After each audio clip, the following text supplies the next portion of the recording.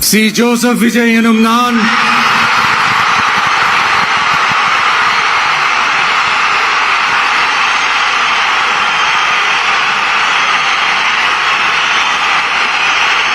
சட்டப்படி அமைக்கப்பெற்ற இந்திய அரசியல் அமைப்பின்பால் உண்மையான நம்பிக்கையும் மாறா பற்றும் என்றும் இந்திய நாட்டின் ஒப்பில்லாத முழு முதல் ஆட்சியையும் ஒருமையையும் நிலை நிறுத்துவேன் என்றும்